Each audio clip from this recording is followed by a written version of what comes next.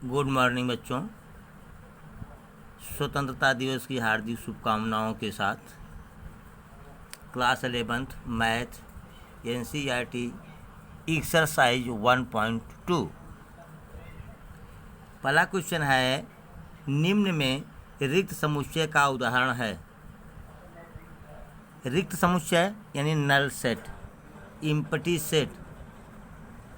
ए set having no element, वह set जिसमें कोई एलिमेंट न हो उसको हम नल सेट कहते हैं या एम्प्टी सेट कहते हैं। हिंदी में उसको रिक्त समुच्चय कहते हैं। ये पढ़ाया जा चुका है आपको। तो पहला क्वेश्चन है कि दो से भाज्य विषम प्राकृतिक संख्याओं का समुच्चय। आप बताओ, अगर विषम प्राकृतिक संख्या है तो क्या यह दो से भाज्य होगा? कोई विषम प्राकृतिक संख्या दो से भाज्य होगी नहीं। यह क्या हुआ? आपका नल सेट हुआ। क्या है ये? Null set. इसको हम फाई से रिप्रेजेंट भी करते हैं, आपको बताया गया हुआ। दूसरा है सम अभाज्य संख्याओं का समुच्चय। तो बेटा, जो सम अभाज्य है वह दो है। दो ही एक ऐसी संख्या है जो सम भी है और अभाज्य भी है। तो अब यह रिक्त समुच्चय नहीं है, बल्कि यह क्या है? सिंगलटन सेट है। सिंगलटन सेट, एकल समुच्चय। हमने गलत लिख दिया है, एकल समुच्चय है ये। इसको इंग्लिश में क्या कहते हैं? Singleton set. A set having only one element is called singleton set. वह समुच्चय जिसमें केवल एक अवयव हो उसे एकल समुच्चय कहते हैं। यहाँ हमको केवल एम्प्टी सेट छांटना है। देखिए, मैंने जानकारी के लिए आपको एकल समुच्चय यहाँ पर लिख दिया। फिर देखिए, अगला सवाल आपका है, ये पूरा सवाल ऐसे देखिए। x सच दैट x एक प्राकृतिक संख्या है। ठीक है, यहाँ तक तो बात सही है। नेचुरल नंबरिंग कैसा कर रहा? 5 से छोटी, 5 से छोटी और साथ ही साथ 7 से बड़ी। अब बेटा बताओ, वह कौन सी प्राकृतिक संख्या है जो 5 से छोटी हो और 7 से बड़ी हो? तो ऐसी कोई प्राकृतिक संख्या है? नहीं है। इसलिए यह कैसा सेट है? ये एम्प्टी सेट है। ये कैसा सेट है? एम्प्टी सेट है। कह रहा है अगला, y सच दैट y, इस सेट बिल्डर फॉर्म में लिखा गया है। दो समांतर रेखाओं का उभयनिष्ठ बिंदु। अच्छा बेटा बताओ, अगर क्या समांतर रेखाएं कभी काटती हैं? नहीं काटती। जब काटती नहीं तो उभयनिष्ठ बिंदु कहाँ होगा? समांतर रेखाएं काटेंगे ही नहीं तो उभयनिष्ठ बिंदु कहाँ होगा? नहीं होगा। तो इसलिए यह भी क्या है? ये एम्प्टी सेट है, फाई है। अब आपको क्वेश्चन नंबर 2 में आपको फाइनाइट सेट और इनफाइनाइट सेट छांटना है। कौन सा फाइनाइट सेट है, कौन सा इनफाइनाइट? फाइनाइट सेट का मतलब क्या हुआ? सीमित समुच्चय। सीमित समुच्चय, जिस समुच्चय में अवयवों की संख्या सीमित हो, काउंटेबल हो। A set which elements are countable, which elements are countable is called finite set.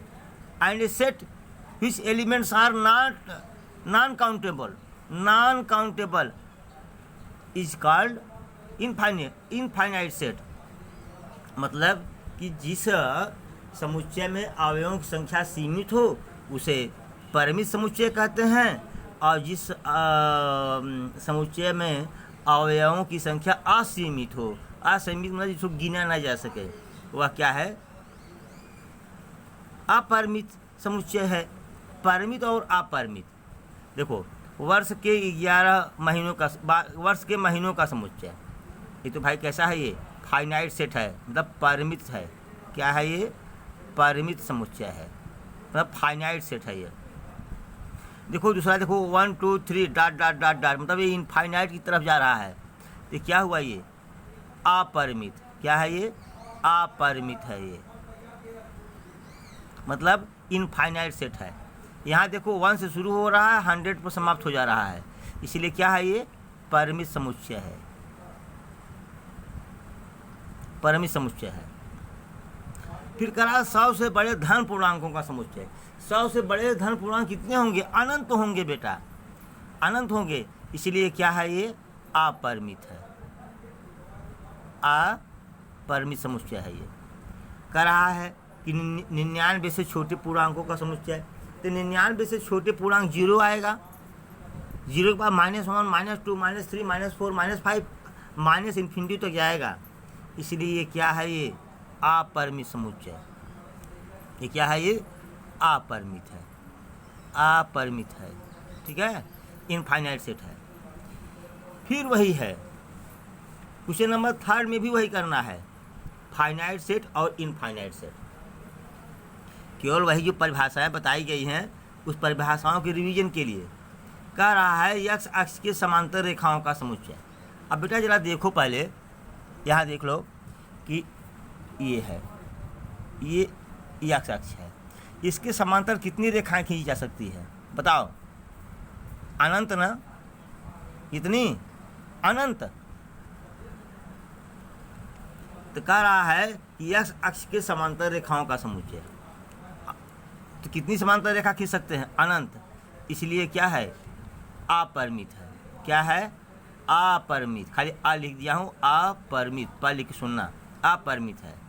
अंग्रेजी वर्णमाला के अक्षरों का समुच्चय, 26 अक्षर है, क्लियर है, इसलिए क्या है? ये परिमित समुच्चय है। ये उन संख्याओं का समुच्चय जो 5 का गुणज है।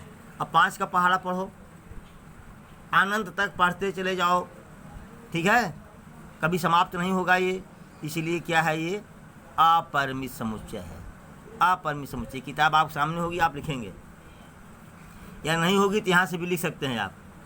पृथ्वी पर रहने वाले जानवरों का समुच्चय।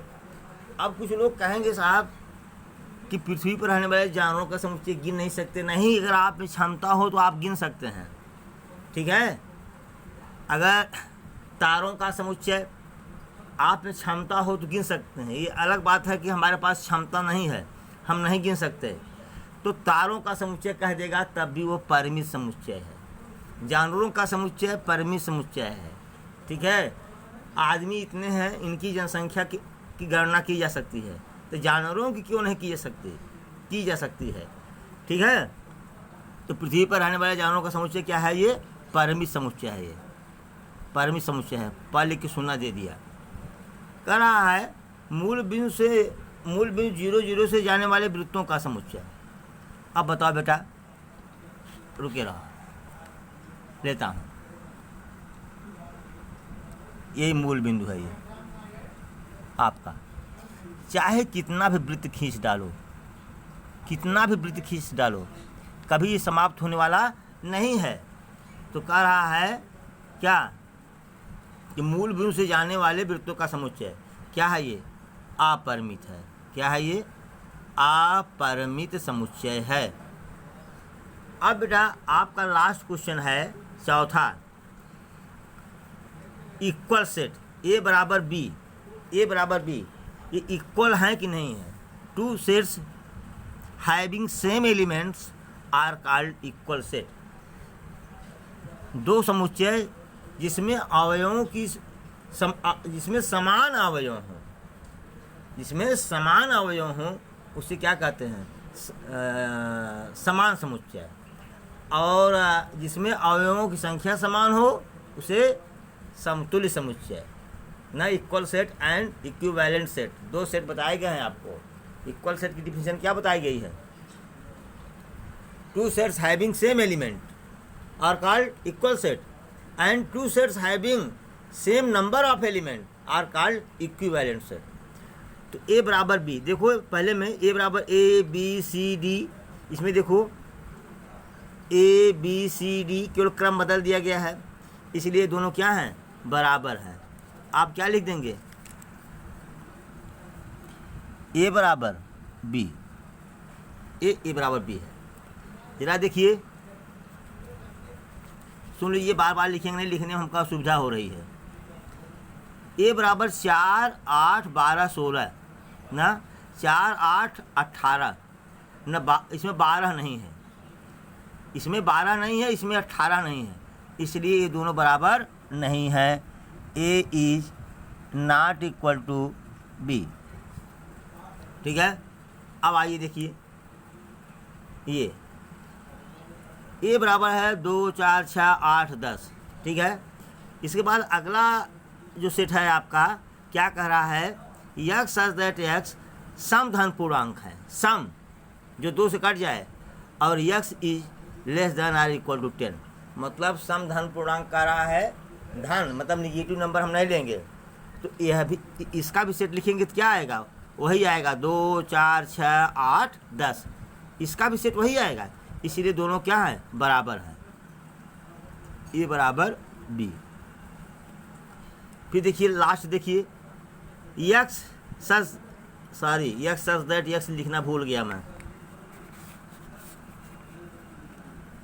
यक्स सच दैट यक्स संख्या 10 का गुणज है, 10 का गुणज क्या होगा, 10 का पहाड़ा, 10 20 40 50 60 70 80 90 100। यहाँ क्या दिया है, 10 15 20 25, तो 15 तो 10 का गुणज नहीं है, 25 भी 10 का गुणज नहीं है, इसलिए दोनों सेट क्या हैं, इक्वल नहीं हैं। तो आप लिख सकते हैं क्या लिखेंगे, A is not equal to B. इस तरह से आपका एक्सरसाइज 1.2 समाप्त होता है, और 1.3 भी समाप्त हो सकता था, लेकिन एक डिफिनीशन मैं नहीं बताया हूँ, उसको बताने के बाद फिर वो एक्सरसाइज 1.3 समाप्त करेंगे। धन्यवाद।